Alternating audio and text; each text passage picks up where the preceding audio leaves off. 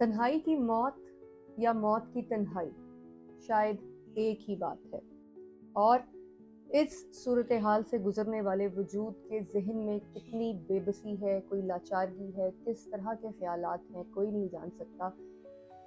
यहाँ तक कि दम आखिर आन मौजूद होता है और ये सब एहसासात उस वजूद के साथ ही दफन हो जाते हैं।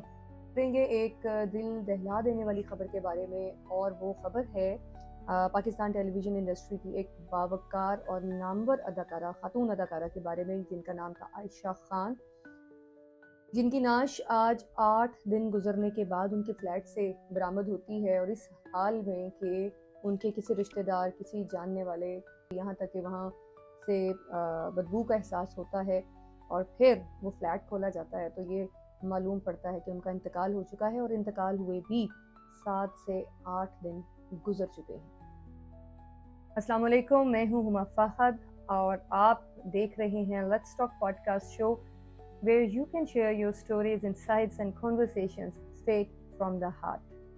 ये वो अदाकारा है जिनको लोगों ने हमेशा एक शफीक माँ, बहन या सास के रूप में देखा, और कहीं ना कहीं इनको इस रूप में, इस किरदार में अदाकारी देखते हुए ये महसूस होता था कि वो शायद अपनी हकीकी ज़िंदगी में भी इसी तरह से अपने रिश्तों में मगन हैं, मसरूफ़ हैं, उनके साथ अटैच हैं। फिर खबर ये आई कि आयशा खान 77 बरस की उम्र में इंतकाल कर गई, और इस तरह के फ्लैट में ना उनका कोई रिश्तेदार था, ना उनका कोई जानने वाला। सवाल ये बनता है कि अगर उनके बच्चे थे, जो कि खबर यही है कि उनके बच्चे भी थे, उनके मियाँ भी हयात थे, तो सब रिश्तेदार कहाँ थे?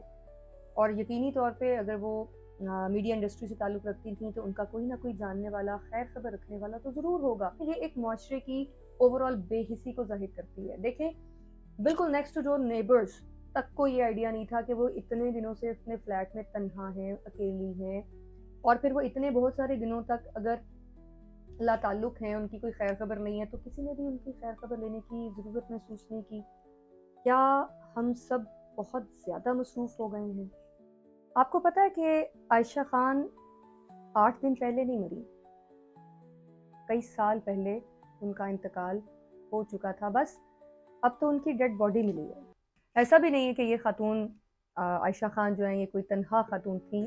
इतलात के मुताबिक इनका एक बेटा भी है और एक बेटी भी हयात है, जो कुछ अर्सा पहले तक पाकिस्तान की एक बड़ी मॉडल थी। आज से 10 से 15 साल पहले ना जाने उनके दिल में क्या समाई कि उन्होंने अपने सब बच्चों को कॉल करके बुलाया और तमाम जायदाद उनके नाम लगा दी और कहा कि मुझे अब इसकी ज़रूरत नहीं और मैं अकेली रहूँगी। रीजंस याद रखिए कि हमेशा से इस तरह के वाक़यात की 100% आइडेंटिफाइड नहीं होती। बहुत सी रीज़न्स ऐसी होती हैं जो मंज़रे आम पे आती हैं, और बहुत सी रीज़न जो कि हक़ाइक़ पे मबनी होती हैं, वो या तो वहीं उनके दिलों में दफ़न रह जाती हैं जिनके ऊपर बीतती है, या फिर वक्त उनको आहिस्ता आहिस्ता धुंधला देता है।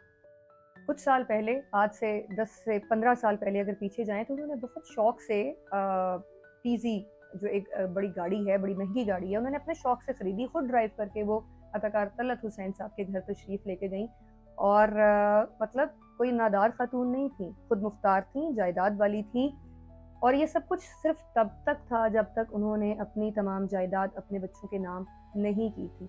एक बड़ा अच्छा सिस्टम उन्होंने बनाया हुआ था कि वो उन लोगों की हेल्प करती थी जो नादार थे, जो गरीब थे, और वो एक तयशुदा शेड्यूल के अकॉर्डिंग जो है वो लोगों की मदद किया करती थी। कुछ अरसे से उन्होंने अपने फ्लैट से भी बाहर आना बंद कर दिया था। कुछ मिनट के लिए आती और बस फिर से दोबारा वापस अपने फ्लैट में।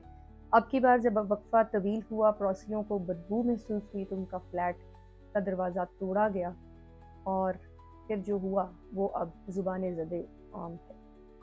अल्लाह ताला उनकी अगली ज़िंदगी को आसान बनाए।